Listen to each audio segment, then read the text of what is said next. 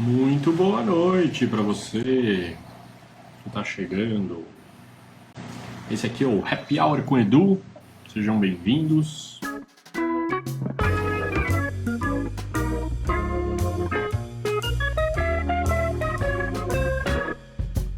Olha ele aí. Salve. Grande Tiagão. Tudo bem?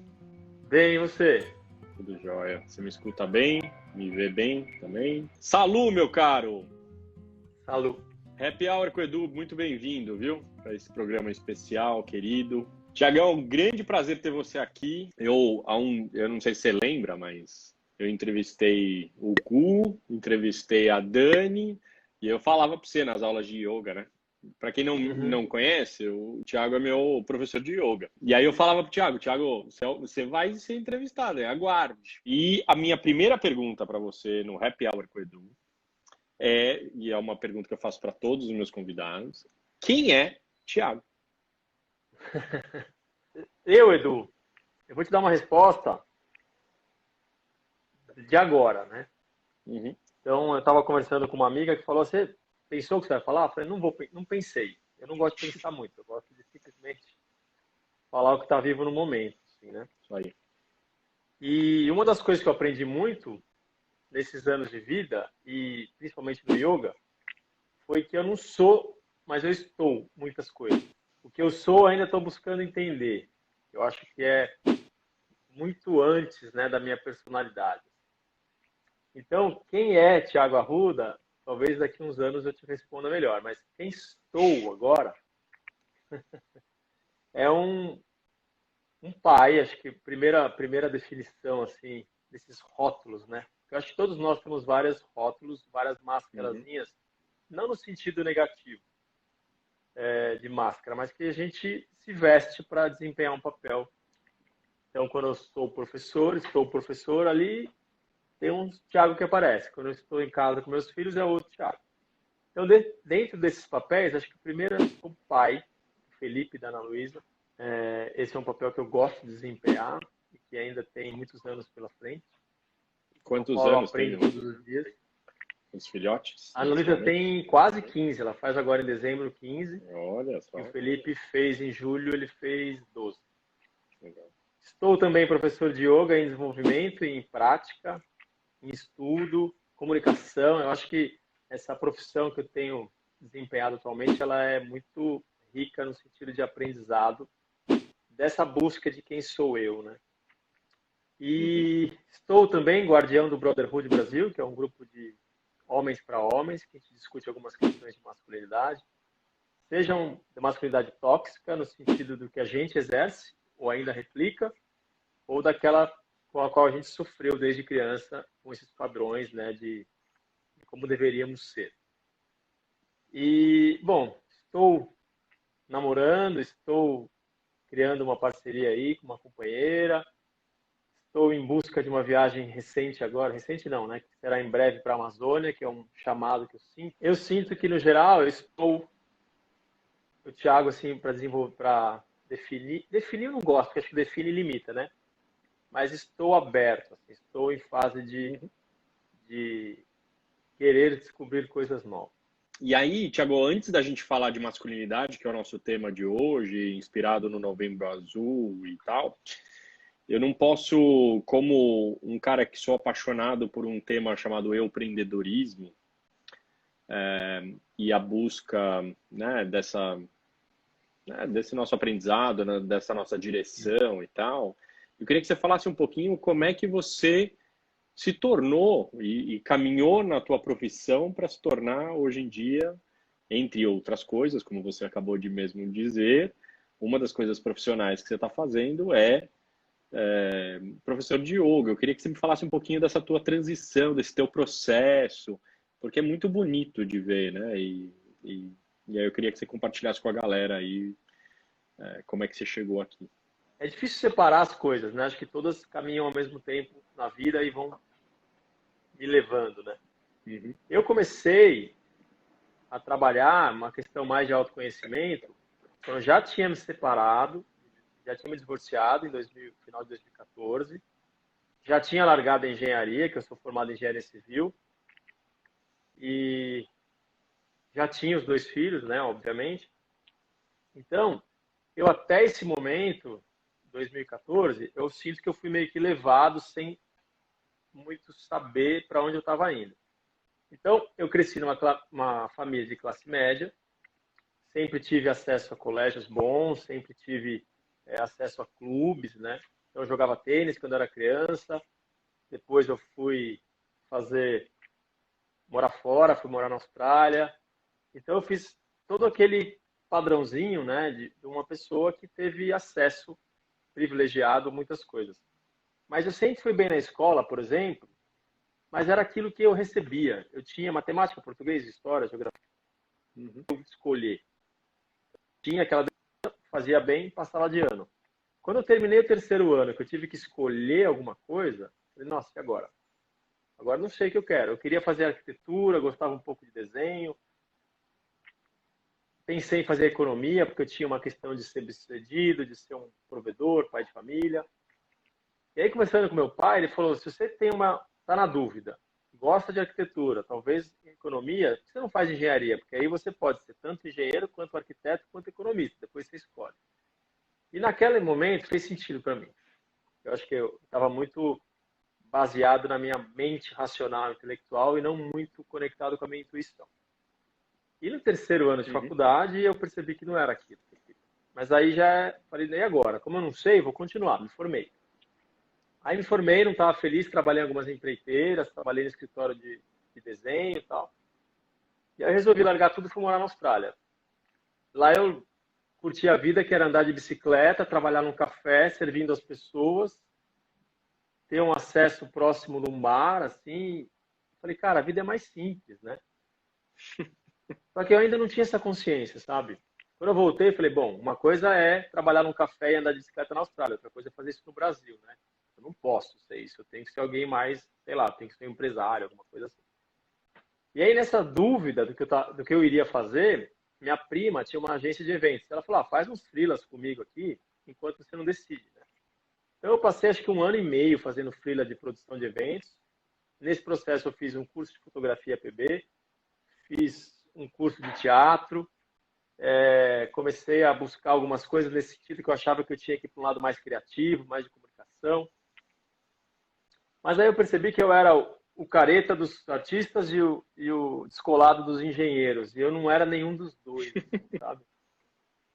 E nesse processo de eventos eu conheci minha ex-mulher, a gente se apaixonou muito rápido, casamos em 10 dias. No começo a gente já queria casar e ter filho. E, então foi tudo muito, muito intenso, assim. Eu até percebi, na época, eu falei, bom, eu acho que se eu não decido, a vida decidiu por mim, né? Porque ela era sócia do pai dela numa empresa de cenografia de eventos. E aí eu falei, bom, agora eu vou ser empresário, né? E aí por alguns anos foi tudo muito bem, depois eu fiz a besteira de me meter na parte financeira da empresa, porque eu fiquei entre eles. E aí meu casamento foi começando a degringolar.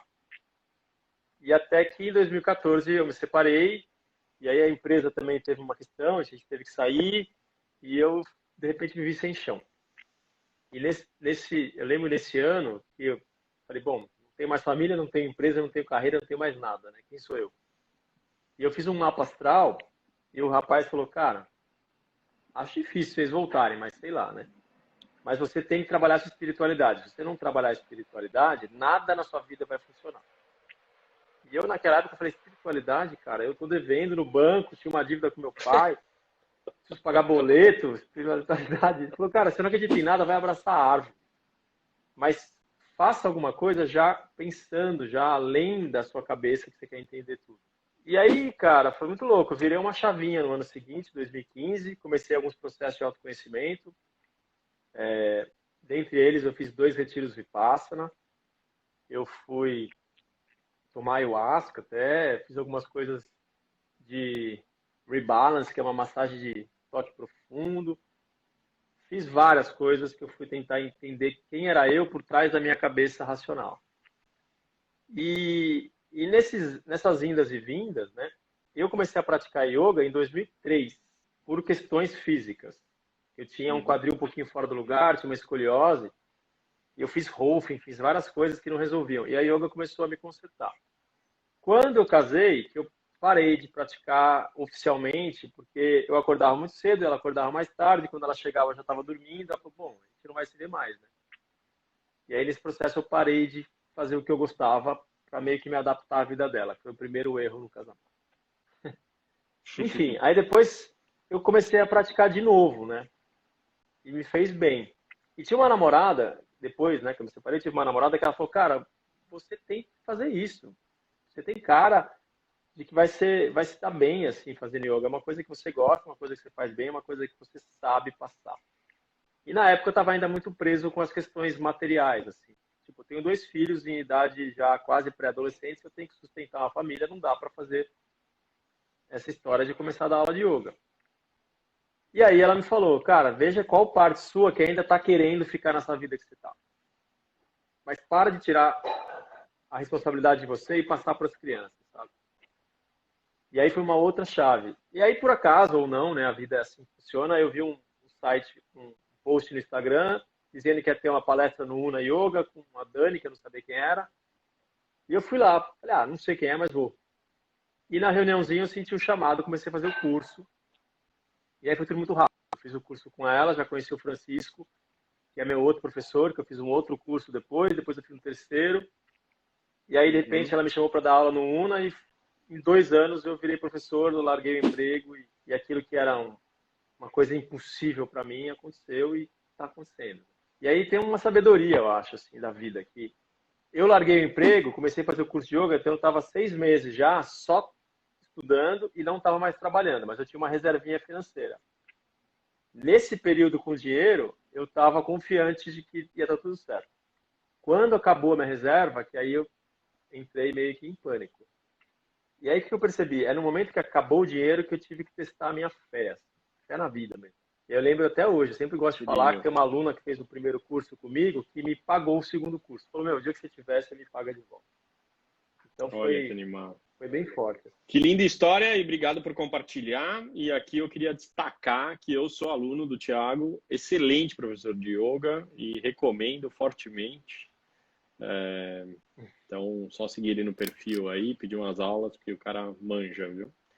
E eu posso também te dizer ou te oferecer minha visão que você continua arquiteto e continua engenheiro, tá? Porque de alguma maneira você influencia na minha construção física e na minha arquitetura de vida através do yoga. Então, de alguma maneira, você continua nessa trilha. Só que, obviamente, num sentido mais amplo da palavra e não só físico ou estrutural. Muito legal, cara. Então, eu queria trazer o tema masculinidade agora, até inclusive inspirado na tua história. O que é essa masculinidade? E aí, assim, antes de falar de masculinidade, eu queria falar o que é Brotherhood, que você já falou um pouquinho, mas queria que você contasse para todos nós, inclusive para mim. Eu fico flertando de longe com Brotherhood já faz um tempo já. Então, me fala um pouquinho desse movimento do Brotherhood, como é que ele surgiu, e aí depois a gente engata aí, obviamente, já ao você explicar o Brotherhood, você fala um pouquinho de masculinidade na tua visão nesse momento. Então, o Brotherhood surgiu em abril de 2017. Nesse processo que eu te falei, que eu me separei no final de 2014, a partir de 2015 comecei a uns processos de autoconhecimento, eu conheci o Gustavo Tanaka e a gente se identificou, assim, rapidamente. Então, a gente teve alguns trabalhos que a gente fez em conjunto, assim, algumas vivências, algumas questões. E ele estava também nesse processo de mudança de carreira, porque ele se formou em administração e abriu algumas empresas, aí estava um pouco em crise. E logo que eu conheci, logo depois, ele escreveu o primeiro livro dele, que foi chama 11 Dias de Despertar, então foi um despertar que ele teve. E nessas nossas conversas e vivências, a gente percebia que só tinha mulher no grupo, ou, sei lá, 90% eram mulheres. E a gente falou, cara, cadê os homens, né? Porque assim, eu tenho questões, você tem questões, por que os outros homens não têm? Duvido que eles não tenham. Talvez não exista essa cultura, né, para que eles estejam aqui.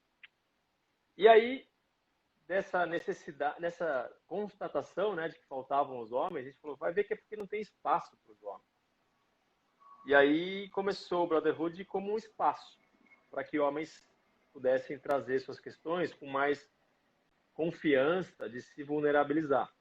Então, o primeiro encontro do Brotherhood, ele chamava ainda Sagrado Masculino. Não tinha esse nome, Brotherhood. E depois daquele primeiro encontro, que foram acho que 40 homens, a gente percebeu que, cara, tem espaço, tem demanda e é uma necessidade. Então, só que não necessariamente muito nessa linha, só voltado para questões sexuais e questões mais de traumas de infância, sabe? Uma questão mais abrangente para discutir qualquer tema relacionado ao gênero masculino. E aí a gente mudou um pouquinho a linha, virou Brotherhood, virou um grupo mais aberto, não era, no começo era aquele grupo fechado, entrou, não entrou, não entra mais. E hoje o grupo se reúne a cada 15 dias, quer dizer, hoje não mais, porque a gente está em pandemia, né? Mas se reuniu durante quase 3 anos, a cada 15 dias. Hoje a gente está fazendo online, então é uma vez por mês. E aí depois teve um que foi em Floripa, foi criado, tem um em Campinas. E a nossa ideia hoje é criar pelo Brasil inteiro. Não como uma marca, né? Mas mais como uma metodologia de fazer esses círculos de homens. Porque a gente percebeu que é muito importante. E eu lembro que no primeiro dia, dos 40 homens, acho que pelo menos uns 30 falaram assim, eu não sei o que eu estou fazendo aqui, minha mulher que pediu para vir, ou foi minha amiga que indicou. Não tenho ideia do que vai acontecer, mas caí de paraquedas. Muita gente quieta, só ouvindo. E aí depois de um tempo, uns 3, 4 encontros, as pessoas, só ouvindo os outros homens falar, começam a se identificar com as questões. E aí isso cria, não é nenhuma empatia, é uma questão de falar, nossa, não sou só eu. Eu acho que a maioria dos homens tem muito essa questão. Ser homem é assim, exige esse tipo de característica e de ação na vida. Se eu não sou assim, eu que estou errado. E aí, a hora que você começa a ouvir que não é só você que tem essas angústias, essas dúvidas, esses questionamentos, eu paro de olhar para mim como sendo eu errado e falo alguma coisa está errada na sociedade. Então, a nossa ideia lá não é falar, bom, agora para você ser homem moderno, você tem que ser desconstruído, usar saia. A gente não quer criar um novo modelo, um novo padrão de masculinidade. Por isso até que a gente fala em masculinidades, no plural. A gente quer criar novas referências para cada um poder ser quem quiser ser. Então, você quer ser o padrão executivo, mais racional, aquele homem bem-sucedido, está tudo certo. O provedor não está errado se querer ser isso. O que a gente quer mostrar é que não precisa ser só isso para ser homem, ou para ser considerado um homem de sucesso. Muito então, legal. o Brotherhood eu podia falar uma live inteira dele, porque acho que tem bastante história. Mas no geral é isso. E o que mais você mais aprendeu para você mesmo nessa trajetória do Brotherhood, assim? O que é que você que aprendizados que você poderia me compartilhar sobre a tua reflexão com você mesmo sobre a tua masculinidade? Eu recentemente fiz uma live pelo Brotherhood com o Gustavo, né, falando um pouquinho disso. É meio difícil de separar o que foi só no Brotherhood, né? Porque Lógico, tudo junto ao mesmo tempo agora, né? Provavelmente se eu não tivesse participado desse grupo, eu não estaria hoje dando aula de yoga. Provavelmente estaria ainda meio que estressado, puto da vida, mas trabalhando no que eu estava trabalhando, porque afinal eu tenho que pagar as contas e não tem outra opção, é isso. Então eu acho que o Brotherhood ele mudou totalmente a minha vida, né? Um dos aprendizados que eu tenho certeza que veio de lá é que eu, como pai, eu preciso aprender a escutar mais os meus filhos, porque eles sabem o que eles querem. As crianças, elas não vêm com os filtros, né, com as carcaças que a sociedade vem impondo depois. Então, ao invés de eu querer direcioná-los para onde eu acho que eles devem ir, eu sinto que eu preciso estar mais disponível para que eles consigam ter acesso ao que a alma deles desde criança já manifesta. Então, ao invés de falar, Felipe, você tem que jogar bola, se ele vier, pai, posso jogar bola? Eu falo, opa, você quer jogar bola? Pode jogar. Ah, quero dançar. Legal, vai dançar. Então, eu nunca critiquei qualquer coisa que eles fizeram. Sempre falou, opa, deixa eles manifestarem e eu só estou aqui para dar suporte. Então, eu aprendo muito mais com eles do que eu ensino, na verdade. A outra coisa é não julgar pelas aparências, de forma nenhuma pessoa. nem homem, nem mulher, nem criança, nem jovem, nem trans. Eu acho que eu era uma pessoa que sempre fui muito autocrítica e crítica com os outros. E eu julgava demais, assim. Então hoje eu demoro um tempinho para até dar uma opinião sobre alguém. Assim, só observo. E a terceira coisa foi que, cara, tá tudo certo, assim, sabe? Segue um pouquinho do que você sente, que isso é o que realmente vale. Então, parece meio chavão, né? Mas não se preocupe em agradar os outros. Queira achar dentro de você qual é o caminho. Então, o Brotherhood me ajudou muito nessa valorização do autoconhecimento. Eu acho que a partir do autoconhecimento é que vem tudo. Mas de forma mais espontânea, menos pensada, menos compreendida intelectualmente. E eu acho que essa é uma quebra de paradigma absurda, né? Pelo menos aí falando um pouco da minha percepção, né? Por exemplo, eu fui educado muito no cabeção, né? Aliás, não só eu, tenho certeza que muitos de nós. Né? Teve um tempo atrás aí, eu também me divorciei faz uns 2 anos e pouco, e aí tive uma puta crise na coluna durante todo esse processo e tal. Eu fui cair na yoga lá, tipo, né? E, e também a yoga me ajuda muito em relação ao meu corpo físico, quer dizer, não só físico, né? Espiritual, emocional e assim por diante, mas o quanto nesse processo todo é, puta, dar vazão ou dar voz ou até dar respeitar as iniciativas da sensação, do sentir, do movimento do meu corpo. E eu vivi muito isso, né? E aí a cabeça dizendo vai para a direita e o corpo né? O resto de todas as minhas sensações dizendo não, vai para a esquerda, né? E cara, travei, assim, sabe? Literalmente travei, né? Fisicamente. E eu tive uma nítida sensação na época de uma história de energia masculina e energia feminina, assim, sabe? De um processo de integração dessas duas energias e que eu acho que, claro, né, estou ainda no caminho, ainda estou indo no processo, mas é impressionante o quanto dá vazão e dá voz e dá escutar meu corpo e minhas sensações foi tão poderoso para mim como ser humano, né? Para minha masculinidade e o coisa que eu puta, nunca aprendi isso, nunca, né? Eu venho de uma escola homem não chora, né? E também, né, a importância da energia masculina, né, né, da direção, da determinação, do fazer acontecer, da força, do guerreiro, etc. Né? A importância dessas duas energias, né, que tanto mulheres quanto homens precisam trabalhar. Então, para mim, é um tema fascinante, né, que é o que é ser homem hoje em dia, que é muito diferente de ser homem puta, na época do meu pai, né? E eu tenho conversas com meu pai, né? E que certamente é muito diferente do. Eu nem conheci meu avô, né? Mas certamente muito diferente do meu avô. Né? Então, puta, espaços como esse, assim, né? De conversa de homens, puta, acho que é fundamental, ainda mais num planeta, numa sociedade que se discute tanto, né? E se trabalha tanto a história da mulher, né? Né? Da posição da mulher, o quanto ainda tem uma diferença absurda e tal.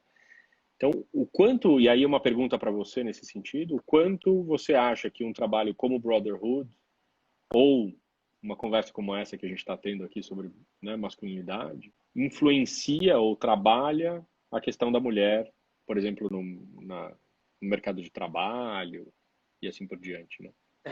São várias questões, né? Essa questão da energia masculina e feminina sempre foi uma questão presente na minha vida. Assim. Eu acho que é um assunto para um outro dia, mas no meu entender, o mundo hoje ele funciona de uma maneira muito masculina, né? Tem uma Uhum. energia masculina. E como você bem disse, não tem nada a ver com homem e mulher, tem a ver com energia masculina. Então tem homens que têm mais energia masculina, tem homens que têm menos. Tem homens que têm mais energia feminina, homens que têm menos. Mesma coisa as mulheres. Mas mesmo hoje, as pessoas de poder, que são poucas, mas as mulheres, CEOs, ou diretoras, ou Eu ainda acho que elas ainda operam no sistema masculino. O que eu gostaria, ou o que eu quero que aconteça, é que tenha mais equilíbrio em termos de energia. Então, a energia feminina acho que tem que comandar mais os processos, e não necessariamente o gênero feminino. Isso no modo geral. E eu acho que o mundo ele é agressivo por causa de lá atrás o homem não saber lidar com essa energia feminina interna. Então, se eu não sei lidar com o meu feminino, eu agrido o feminino externo. É daí que vem a repressão às mulheres como uma forma de, cara, isso aqui, o que está acontecendo comigo? Eu não posso ter isso, então a culpa é sua. Pau. Basicamente isso. Que é um pouco o que acontece com homofobia, né? Eu acho que a homofobia tem um pouco desse lado. Por que que assusta tanto? Porque de repente tem alguma coisa mal resolvida ali e ataca o externo. Então, eu acho que o homem aprender a lidar com a sua energia feminina é fundamental para esse equilíbrio acontecer na sociedade como um todo. E aí, a partir de eu resolver melhor a minha energia feminina, eu não preciso mais agredir o que está fora de mim. Né? Essa lembrança. Porque, no modo geral, eu acho assim, se alguma coisa que você faça me incomode, tem duas opções. Ou é porque você é um espelho e está me mostrando que eu sou igual a você e eu não queria lembrar disso. Ou é porque você faz aquilo que eu gostaria de fazer e não tenho coragem. Então, sei lá, eu sou aquele cara bonzinho que gosta de agradar todo mundo e você é um cara mais egoísta que pensa em você. Aí eu falo, puta cara folgado. Por quê? Porque talvez eu gostaria de não querer agradar todo mundo e ser mais folgado também, entendeu? Ou ao contrário, eu sou um folgado e você me lembra isso o tempo todo. Então, eu acho que a mulher sempre mostrou, espelhou para o homem a energia feminina dentro dele. E isso assustava, porque não posso ter isso. Então, a partir do momento que você começa a aprender a lidar com essa energia, fica mais fácil a convivência e a integração entre homens e mulheres. Então, o que eu entendo? Que o homem tem esse espaço agora, que o Brotherhood está nessa transição também. Primeiro, tem que ter o espaço dos homens falarem entre si, chorar suas dores, colocar a culpa nos pais. Uma coisa que eu aprendi no Brotherhood também foi isso. Quando eu virei pai, eu comecei a entender meu pai. Super. Entende? Super. Então, assim, acho que o homem primeiro precisa resolver as questões, assim com as mulheres também, né? Estão naquela fase de... tem um amigo meu que outro dia falou, cara, mas as mulheres vêm com vitimismo. Eu falei, não é vitimismo, cara. Você coloca no lugar dela. Então, assim, talvez só reclamar e colocar a dor para fora não resolva, mas tem que ter a legitimidade delas fazerem isso. Então, a gente, como homens, também tem as questões dos caras que chegavam lá falando, porque eu sou artista, meu pai queria que eu fosse engenheiro. Eu não tenho vontade de ser provedor, mas minha namorada não aceita eu ficar em casa. Então, os primeiros homens que chegaram no Brotherhood trouxeram muito as suas dores. E hoje a gente está num processo já de começar a ver o quanto que a gente reproduz o machismo, por exemplo. O quanto que a gente ainda carrega de racismo estrutural. O quanto que a gente ainda traz de homofobia. Porque nós fomos criados dessa forma. Né? Você falou do seu pai. Meu pai uma vez me olhou com meu filho e falou, cara, acho muito bonita a relação que vocês têm. Meu pai nunca me deu um abraço quando eu era criança, porque isso era coisa da mulher. Então, entender a história do homem é muito importante. Não adianta só criticar como era lá atrás. Entende? A gente tem que respeitar que naquela época era assim que funcionava. Trazer a nossa responsabilidade para fazer diferente daqui para frente. Então, eu acho que o homem aprendendo a lidar com essa energia feminina começa a ficar tudo mais fácil. Tem uma frase que eu vi muito interessante. Falou, talvez a discussão de machismo e dessas questões de masculinidade não sejam as mais urgentes, no sentido de que são as mais problemáticas, mas que tudo perpassa por elas. Então, eu não consigo falar de igualdade social sem passar pelas questões de masculinidade. Eu não consigo falar em homofobia sem passar pelas questões de masculinidade. Então, sim, elas são as mais urgentes, porque a partir dela dobra todas as outras que estão precisando ser olhadas, entendeu? Então, eu acho que sim, os homens se olhando e se aceitando melhor, vai melhorar tudo para todo mundo, em todos os âmbitos, não só no mercado de trabalho, mas também nas relações interpessoais, nas relações entre pais e filhos. Família. Tiagão, ainda sobre masculinidade, o que é que na tua masculinidade, né, e aí eu achei muito bonito você falou que não existe um modelo, né, masculino, existe o teu modelo masculino, existe o meu, existe cada um ir construindo o seu processo, né? O que no teu processo de masculinidade você sente que ainda você precisa focar em trabalhar? nesse momento? Eu até quando comentei, né, desse bate-papo nosso, eu sinto que eu tenho muito mais perguntas a fazer do que respostas a dar. Eu acho que as perguntas, elas abrem Sim. as discussões, abrem as reflexões, as respostas, elas meio que limitam e definem. Então, eu tenho muito a aprender. Porque eu percebi, assim, tem até aquela frase famosa, né, só sei que nada sei. Quanto mais eu sei, mais eu sei que não sei. Uhum. Eu podia ver até um gráfico disso que eu achei interessante. Você pega um círculo, tudo que está dentro do círculo é o que você sabe. O perímetro é o que você sabe que você não sabe. E o que está fora é o que você não sabe. Então, quanto maior fica o meu saber, maior fica minha consciência do que eu não sei. Como eu te falei, a gente começou, eu também, me incluo nessa. Comecei lá, putz, queria ser provedor, estava com crise na carreira porque eu queria, meu foco era ganhar dinheiro, tenho minhas pressões com relação aos meus filhos, o quanto que eu me sentia obrigado a oferecer para eles o que eu recebi dos meus pais. Então, várias questões que eu senti como que me travavam, assim, né? E hoje eu já tenho olhado mais para as questões que eu reproduzo. Como às vezes eu falo com meu filho do jeito que meu pai falava comigo e aquilo me machucava. Como que às vezes eu olho para minha filha com um shortinho micro e falo, desperta automaticamente uma dúvida, sabe? Aí eu falo, cara, calma. Então eu tenho que me perdoar também, né? Que é uma história que a gente foi criado Sim, assim. lógico. Então eu acho que primeiro é perceber o quanto que a gente ainda reproduz o machismo, a homofobia, o racismo estrutural, e a partir dessa percepção começar a fazer diferente, sabe? Então, o que eu percebo? Que eu ainda tenho que muito trabalhar a minha questão com relação às mulheres. Então, se eu for falar rapidinho assim, quando eu era mais novo, né, eu tinha certeza que eu não ia casar nunca, porque eu falei, nunca vai ter uma mulher só que vai me satisfazer todas as demandas. Uma é legal para você sair e conversar, a outra é legal para você falar de assuntos mais profundos, a outra é mais legal para trocar ideia e tomar uma cervejinha, a outras mais legais, tipo, para ter envolvimentos sexuais. Eu tinha muito essa questão de que preciso ter várias mulheres, sabe? E junto com isso eu tinha minha avó como referência, minha mãe, minhas irmãs, sempre fui cercado de mulheres e não entendia muito bem por quê, né? A hora que eu comecei a olhar para o meu lado feminino, até que me falavam no começo, yoga é coisa de menina, cara. Vai fazer, sei lá, Mahamudra, vai fazer kickbox. Não, mas eu gosto de yoga, cara. E por que tem que ser coisa de mulher, né?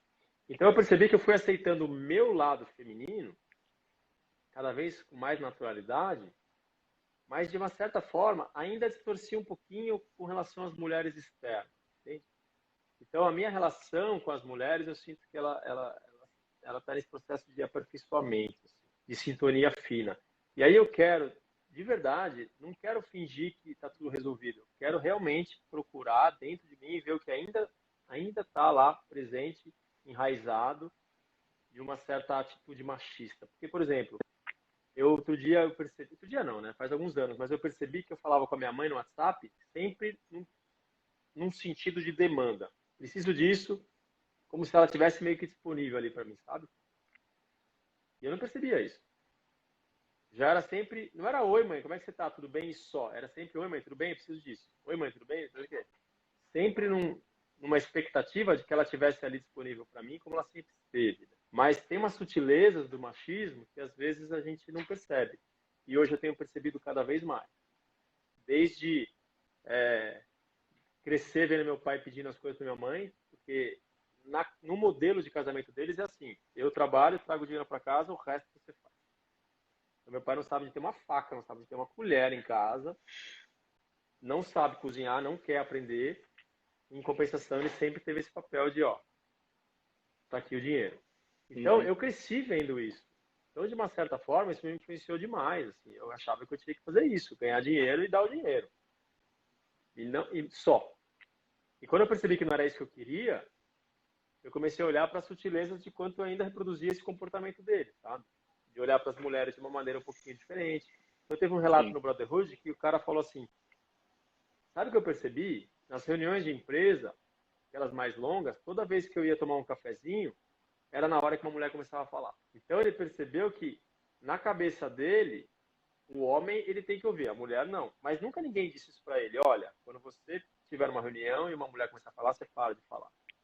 Então, esse tipo de percepção que eu acho que é o mais rico e que, ao mesmo tempo, mostra pra gente o quanto de coisa tem que ser trabalhado, sabe? Porque é muito fácil falar só o que eu já percebi. Mas eu estou num processo agora de olhar ainda o que eu preciso trabalhar mesmo. Que eu sou cego, né? Que é isso aí. Que eu nem sei que eu não sei, né? O Rogério escreveu uma pergunta aqui que eu queria... Como a masculinidade tóxica pode afetar a saúde física, mental e espiritual de nós homens? Então, você mesmo falou, o homem não chora. Eu fui criado assim, né? Todos nós acho que fomos criados assim de uma certa forma. Homem não chora, homem tem que ser forte, não pode demonstrar fraqueza. Então, a gente aprendeu a não olhar para nenhuma fragilidade nossa, até no sentido de falar assim, cara, eu não quero saber, porque se eu souber, o que eu vou fazer com isso? Prefiro, não, tudo certo, sou indestrutível, né? Então, acho que tem um homem de ferro aí, né, um super-homem atrás de nós, que, na verdade, nos impede desse autocuidado, de falar, cara, hoje eu estou cansado, eu preciso descansar. Hoje eu estou precisando de ajuda, estou com alguma coisa angústia aqui, preciso dividir com você. Então, o homem sempre guardou tudo para si, né? Eu lembro que teve um encontro que um rapaz falou, a gente perguntou, o que você está sentindo, né? Fala o que você está sentindo. Ele falou, cara, eu nem sei dizer o que eu estou sentindo. Então tem uma coisa que mexe ali, mas a pessoa não consegue nem parar para identificar, né? Não é assim, eu tenho essa dor, mas eu não posso aceitar isso porque a sociedade não permite. O cara nem sabe o que está acontecendo. Lá atrás, se você pensar, o homem tinha que ter esse papel de força, né? Porque a gente via meio que se eu não fizesse alguma coisa, o outro cara da outra tribo ia vir te matar e estuprar sua mulher, né? Então, acho que tinha um papel muito de proteção. Então, acho que é por isso que a gente carrega a espada até hoje, né? Mas hoje em dia mudou tudo. Então, não precisamos mais dessa armadura de fingir que nós somos firmes. Teve uma empresa que eu fui que o rapaz falou assim, cara, muito legal isso que você está falando, mas se eu choro em casa, minha mulher surta. Se ela vê que eu estou fraquejando, ela entra em pânico. Claro que a gente não está lá para questionar se o cara está certo ou errado. Nem sei se isso é uma percepção dele ou se é uma coisa de fato. Mas sim, tem também um pouco a expectativa das mulheres com essa força, né? Então, eu acho que a masculinidade tóxica, ela nos impede de olharmos para esse lado feminino, para esse lado de necessidade. Então, a gente não vai no médico, a gente não quer saber, não faz consulta. Se for fazer consulta, por exemplo, próstata é uma coisa muito séria para o homem. Mas quantas pessoas falam, eu não vou fazer exame de toque lá, você tá louco? Então, é uma questão que impede, e se você olhar historicamente, os homens morrem mais cedo que as mulheres. Não só pelas guerras, não só pela questão de antigamente, mas por questão de saúde mesmo, porque não se cuida, sabe? E eu acho que não se cuidado, cuida porque acha que isso é coisa de pessoa frágil. E cuidado, entre aspas, é uma energia mais feminina. Feminina. E isso afeta não só a sua saúde, né? Afeta a sua cabeça, porque a gente acaba ficando mais estressado. Tem um monte de questão de depressão, às vezes, de ansiedade. Pode ter problema de coração, porque guarda tudo, uma hora explode, né? E como a gente não põe para fora, não conversa, não se liberta daquilo que está dentro, acaba implodindo muitas vezes, que é o derrame, que é uma questão de aneurisma.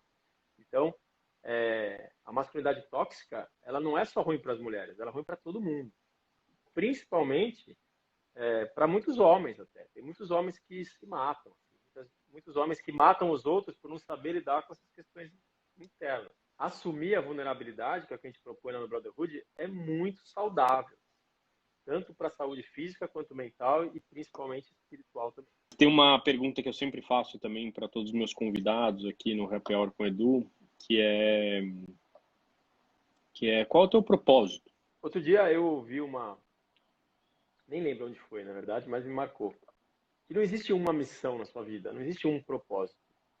A gente tem algumas missões, né? Cada um tem as suas. E, de repente, o propósito varia de acordo com a sua vida. Então, por exemplo, sei lá, posso falar meu propósito hoje, talvez seja criar melhor meus filhos, para que eles possam ser pessoas independentes mais cedo, possam querer ser quem eles são.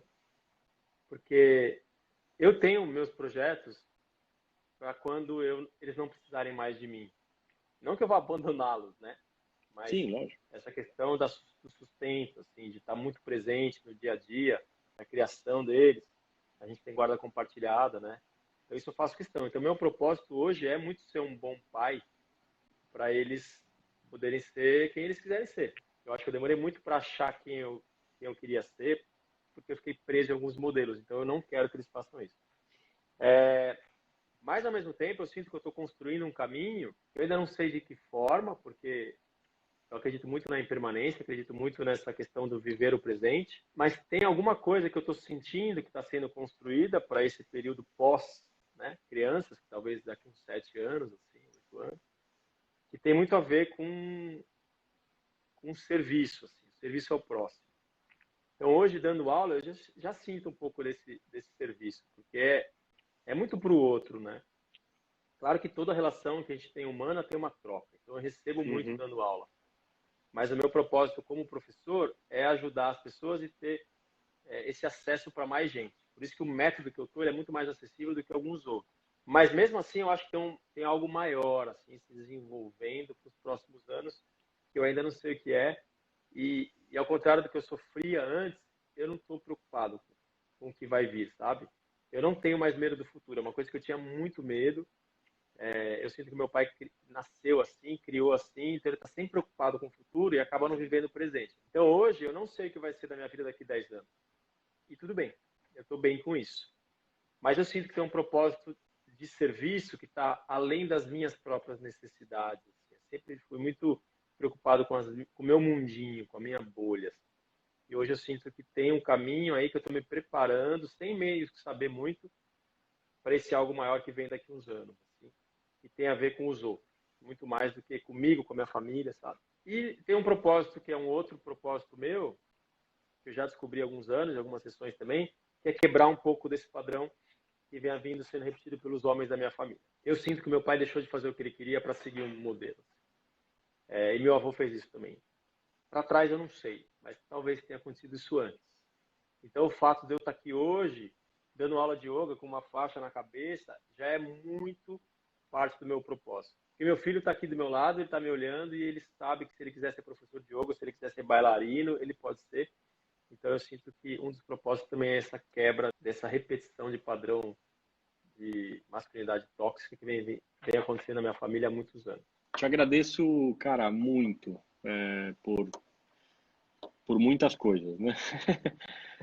Primeiro por ser meu professor, te agradeço pelo papo que a gente teve aqui, te agradeço pela trajetória que você está construindo na tua vida e por servir de exemplo e de inspiração aí de alguma maneira, pelo menos para mim. Então, gratidão. Alguma mensagem final aqui nos nossos minutos finais? A mensagem final, para falar pouco, né? Pode ser yoga. Para quem não gosta de yoga, pode fazer, às vezes, sentar 5 minutos, fechar os olhos, mas comecem a sentir mais o corpo. O corpo nos dá pequenos sinais o tempo todo. É que a gente está sempre com a cabeça em outro lugar e não percebe. Sim. Mas sintam mais, pensem menos. Eu acho que essa que é a grande questão. Porque a partir do autoconhecimento, eu paro de projetar no outro. E quando eu paro de projetar no outro, tudo se resolve. É muito simples. Não é fácil, mas é simples. Então, a mensagem final é sintam mais, pensem menos. Obrigado, querido. Namastê. Linda semana, linda noite, bom descanso para você. Para vocês todos também. Saúde. Valeu. Tchau. Tchau, tchau.